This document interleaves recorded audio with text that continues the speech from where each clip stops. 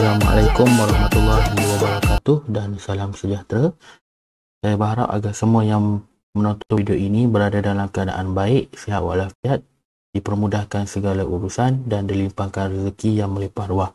InsyaAllah pada hari ini kita akan teruskan matematik tingkatan 1 bab 1 iaitu nombor nisbah. Jadi untuk hari ini kita akan belajar dua benda. Yang pertama kita nak belajar pendaraban dan pembahagian yang melibatkan integer, dan seterusnya kita akan melaksanakan operasi aritmetik yang melibatkan integer. Baik, sebelum kita pergi lebih jauh lagi, kita masuk dulu berkaitan dengan mendarab dan membahagi integer. Okey, apa yang kamu nampak sekarang ni ada dua jadual, iaitu jadual untuk tanda hasil darab dan tanda hasil bahagi. Okey, apabila kita darab ataupun apabila kita bahagi, okey, apa yang penting di sini adalah kita kena ingat tanda hasil darab ni. Okey, kita kena ingat tanda hasil darab dan kita kena ingat tanda hasil bahagi. Okey, macam mana cara dia? Okey, tiap kali jawab soalan kita kena tengok jadual ni. Ni adalah peraturan untuk pendaraban dan pembahagian. Baik, kita jawab contoh soalan. Okey, kita tengok soalan dari contoh 6, negatif 5 darab negatif 4. Okey, negatif 5 darab negatif 4. Okey, seperti biasa kita kena guna jadual ni, peraturan pendaraban dan pembahagian. Okey, kita tahu negatif 5 darab negatif 4. Kita tahu 5 darab 4 adalah 20. Okay, tapi untuk ini, kita perlu guna peraturan yang ke-4. Okay, kenapa? Sebab negatif darab negatif, maka jawapan dia adalah dalam bentuk positif. Jadi sekarang ni, negatif 5 darab negatif 4, maka kita dapat positif 20. Okey, kita tengok soalan yang kedua. Negatif 6 darab 4. Okey, negatif 6 ni adalah negatif dan 4 ni adalah positif. Seperti mana saya cakap sebelum ni, kalau nombor tu tak ada simbol negatif, makna dia adalah positif. Okey, jadi negatif darab positif. Maka kita perlu guna peraturan yang ke-3. Okey, peraturan ketiga kata apa? Negatif darab positif, maka jawapan mesti negatif. Okey, jadi sekarang ni kita tahu 6 darab 4 adalah 24. Okey, jadi negatif 6 darab positif 4, maka kita dapat negatif. Jadi cara dia kita darab macam biasa, kita bahagi macam biasa, tapi kita kena tengok peraturan pendaraban dan peraturan pembahagian. Okey, kita tengok C.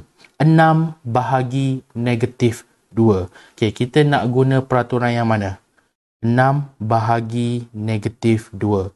Positif bahagi negatif. Jadi positif bahagi negatif berada di peraturan kedua. Okey, yang mana positif bahagi negatif, jawapan mestilah negatif. Okey, jadi sekarang kita tahu 6 bahagi 2 kita dapat 3. Jadi sekarang maka jawapan dia adalah negatif 3. Sebab kita kena ikut ni peraturan pembahagian dan pendaraban. Okey, yang seterusnya. Yang terakhir, negatif 12 bahagi negatif 2. Okey, negatif 12 bahagi negatif 2. Negatif bahagi negatif. Ini bukan operasi simbol bertemu. Kamu jangan keliru. Okey, negatif bahagi negatif, maka kita guna peraturan yang ke-4. Okey, negatif bahagi negatif, maka jawapan mesti jadi positif. Jadi 12 bahagi 2 kita dapat 6. Negatif bahagi negatif kita dapat positif 6. Okay, seperti mana yang kita tahu, positif kita tulis pun boleh, tak tulis pun tak apa. Okay, ini adalah peraturan untuk pendaraban dan pembahagian. Untuk penambahan dan penolakan, kita guna operasi simbol bertemu. Okey, yang seterusnya. Okey, kita nak masuk berkaitan dengan membuat pengiraan yang melibatkan gabungan operasi. Okey, bagi integer. Okey, bila kita sebut berkaitan dengan melibatkan gabungan operasi. Okey, operasi apa yang ada? Okey, kita tahu kita ada operasi tambah. Okey, kita ada operasi tolak. Kita ada operasi darab dan kita ada operasi bahagi. Sebenarnya untuk menyelesaikan soalan yang melibatkan gabungan ni, dia ada cara dia tersendiri. Kita kena ikut aturan. Yang mana kita perlu utamakan dahulu tanda kurung. Lepas kita dah selesaikan tanda kurung, maka kita selesaikan pula soalan darab atau bahagi. Dan apabila kita dah selesaikan darab atau bahagi, barulah kita boleh selesaikan operasi tambah atau tolak. Yang mana setiap pengiraan ni kita perlu mulakan daripada kiri ke kanan. Daripada kiri ke kanan. Sebelum kita pergi lebih jauh lagi dengan contoh-contohnya, supaya tidak ada kekeliruan, saya nak terangkan sedikit berkaitan dengan tanda kurung. Apa maksud tanda kurung? Tanda kurung ni sebenarnya ada 3 jenis. Yang ni kamu jangan keliru. Tanda kurung yang pertama membawa maksud darab. Tanda kurung yang seterusnya membawa maksud operasi. Dan tanda kurung yang seterusnya yang membawa maksud perlindungan. Macam mana konsep perlindungan operasi dan darab ni? Contoh dia kalau operasi 2 tambah 3. Ini contoh kurungan yang melibatkan operasi. Macam mana pula darab? Contoh darab. Di luar kurungan ada nombor. Ini kurungan yang membawa maksud darab. Yang seterusnya perlindungan. Apa maksud perlindungan? Bukan gangster ni, bukan orang perlindungan. Perlindungan ni membawa maksud selalunya melibatkan negatif. Negatif 1 dia letak kurungan. Selalunya melibatkan pecahan. 1/2 kuasa 3. Ini adalah contoh-contoh kurungan. Kamu jangan keliru. Tapi apa yang kita kena utamakan kat sini adalah operasi. Maknanya kurungan yang membawa maksud perlu diselesaikan terlebih dahulu. Jadi secara ringkasnya, apabila kita nak jawab soalan, kita kena tengok dulu kurungan. Ada tak kurungan? Kalau ada, selesaikan dahulu. Kurungan yang macam mana? Kurungan yang ni, yang saya buat petak hijau ni.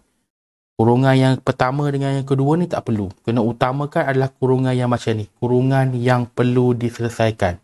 Kurungan yang menunjukkan bahawa itu adalah operasi. Yang seterusnya kita kena selesaikan darab bahagi. Lepas tu kita selesaikan tambah tolak. Kalau tak ada darab bahagi, maka kita skip lah. Kita terus ke tambah dan tolak. Kita tengok contoh soalan. Selesaikan setiap yang berikut. Contoh 7. Dan ni pun saya ambil daripada buku teks. Contoh 7. Negatif 8 darab negatif 2 tambah 3. Apa yang kita nampak kat sini adalah ada operasi darab. Ini operasi darab. Ada operasi tambah. Jadi kita nak utamakan apa dulu? Ada operasi kurungan. Jadi kat sini kita nampak ada operasi di dalam kurungan yang mana melibatkan negatif 2 tambah dengan 3.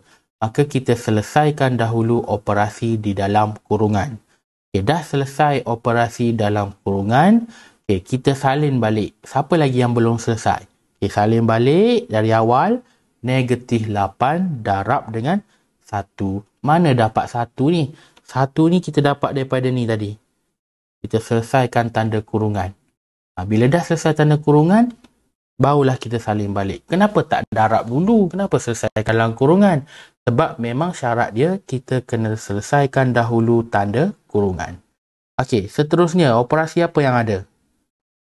Negatif 8 ke tolak tu? Tu adalah negatif 8. Jadi, negatif 8 darab 1. Tadi awak dah belajar, negatif darab dengan positif. Maka jawapan dia mesti negatif. Jadi, negatif 8 darab 1, maka kita dapat negatif 8. Ini kita panggil sebagai operasi yang melibatkan gabungan operasi. Gabungan operasi sama ada darab, tambah, bahagi ataupun tolak. Okey, yang seterusnya soalan yang kedua. 7 tambah 2 kurungan negatif 3. Seperti mana yang saya ajar tadi, kurungan ada 3 jenis. Yang pertama, kurungan yang membawa maksud darab, kurungan yang membawa maksud operasi, dan kurungan yang membawa maksud perlindungan. Contoh dia nak melindungi negatif ataupun dia nak melindungi pecahan. Okey, jadi sekarang ni kurungan ni yang membawa maksud apa? Okey, jadi kurungan ni sebenarnya membawa maksud darab. Okey, yang ni sebenarnya membawa maksud darab, bukan operasi. Jadi kamu kena bezakan. Okay, jadi sekarang ni ada operasi apa? Ada operasi darab dan ada operasi tambah. Jadi kalau kita tengok nota yang pertama tadi, kita nak tambah dulu ke kita nak darab dulu? Okay, maka kita kena darab dahulu. Okay, 2 darab dengan 3. Okay, 2 darab negatif 3. Okay, 2 darab negatif 3. Maka kita dapat negatif 6. Macam mana boleh dapat negatif 6? Okay, sebab dia positif darab dengan negatif. Maka jawapan mesti negatif. Okay, seterusnya 7 tambah negatif 6. Okay, kamu dah pernah belajar tambah negatif 6. Apa nak buat? Ni adalah simbol bertemu. Jadi disebabkan simbol bertemu, maka tambah jumpa tolak kita kena tukar jadi tambah dan tolak kita kena tukar jadi tolak. Jadi 7 tolak dengan 6. Jadi macam biasalah 7 tolak 6, maka kita dapat 1. Okey, yang seterusnya kita tengok soalan C. Okey, agak panjang kat sini. Okey, apa yang ada kat sini? Ya, kat sini jelas kita nampak ada kurungan. Betul, ada kurungan negatif 2, ada kurungan negatif 1. Jadi adakah kurungan itu membawa maksud kita kena selesaikan dahulu? Tak, kurungan ni membawa maksud perlindungan. Dia lindungkan negatif 2 tu daripada bahagi. Yang ni pula dia lindungkan negatif 1 ni daripada tambah. Okay, jadi sekarang ni kurungan ni bukan kurungan yang perlu diselesaikan. Okay, jadi kalau tak ada kurungan, apa kita kena buat? Kita kena tengok operasi darab dan bahagi. Jadi sekarang ada operasi apa tu? Ada operasi bahagi. Okay, siapa bahagi siapa? 12 bahagi negatif 2. Okay, positif bahagi negatif, maka kita akan dapat jawapan negatif. Okay, jadi sekarang ni 4 tolak negatif 6. Mana dapat negatif 6 ni? Negatif 6 ni kita dapat daripada sini. 12 bahagi negatif 2. Kita dapat negatif 6. Tak perlu guna bentuk lazim. Nak cepat kita boleh guna kalkulator je. Okay, jadi 4 tolak negatif 6 tambah negatif 1. Ada lagi tak operasi darab kat sini? Tak ada kan? Kita ada operasi tolak dan kita ada operasi tambah. 4 tolak negatif 6 tambah negatif 1. Okay, kalau kat sini apa yang kita nampak adalah operasi simbol bertemu. Okay, tolak jumpa tolak. Dan satu lagi, tambah jumpa tolak. Okay, jadi apa kita nak buat bila ada simbol yang bertemu? Maka kita kena tukar jadi tolak jumpa tolak, kita kena tukar jadi tambah. Okay, tolak jumpa tolak, tukar jadi tambah. Dan tambah jumpa tolak, kita kena tukar jadi tolak. Ini melibatkan operasi simbol bertemu. Yang mana tambah jumpa tolak. Yang ni pula tolak jumpa negatif. Silap, yang ni tambah jumpa negatif. Okay, jadi operasi simbol bertemu. Okay, jadi yang ni macam biasalah 4 tambah 6 tolak 1, maka kita dapat 9. Okay, baik, contoh yang terakhir. Okay, contoh yang terakhir ni agak sedikit panjang.